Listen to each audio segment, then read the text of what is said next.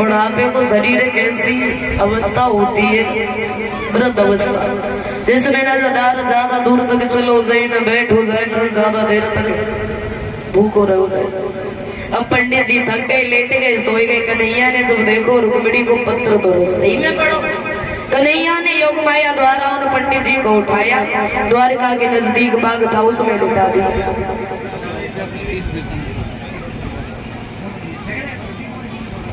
और ये सौरभ सतीश भैया जी की तरफ से बिशनपुर के रहने वाले हैं। कामना करेंगे भगवान कन्हैया राधा जी के जीवन में हमेशा सुख शांति बने।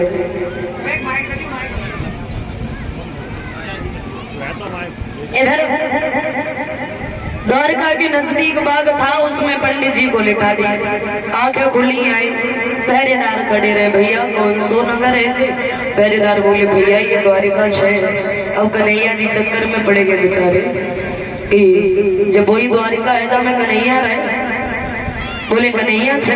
अब पंडित जी मन में विचार करने लगे, कन्हैया छे द्वारिका ऊंचे पतो न रुक्मिणी कौन से कन्हैया से प्रेम।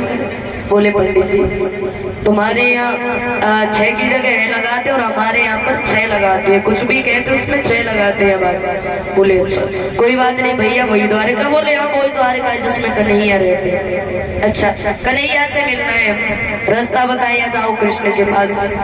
अब गई पंडित जी और जैसे दूर से कन्हैया को बैठो वो देखो, मन में विचार करने लगे, मोड़ी ठक गई। इतनो कारों थे कुछ कहवे की नहीं। और जैसे ही देखो तो कन्हैया ने थोड़ी तिरछी नजर करे और देख दो। पंडित जी बोले काल हो तो वो सही तो लेके तो देख दो।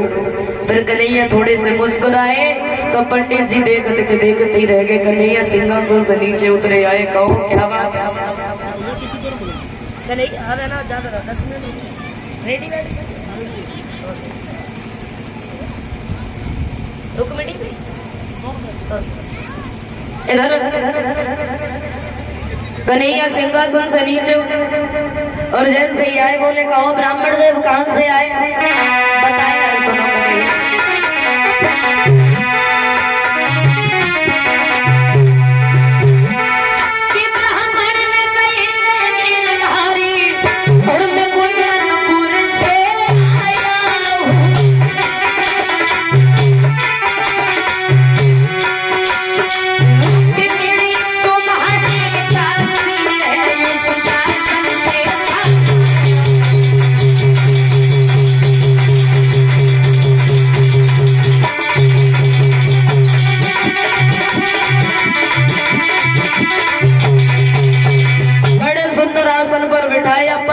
खोल के पढ़ा और जैसे उसमें लिखा देखा कि भैया के साले ने चारों तरफ से नजर को घेर रखा है। नहीं कहने लगे सुना पंडित जी रुक्मिणी से कह देना उसी के साथ चली जाए। हम नहीं जा पाएंगे। बोले कन्हैया रुक्मिणी मर जाएगी लेकिन किसी दूसरे के साथ नहीं जाएगी, तुम्हें चलना पड़ेगा।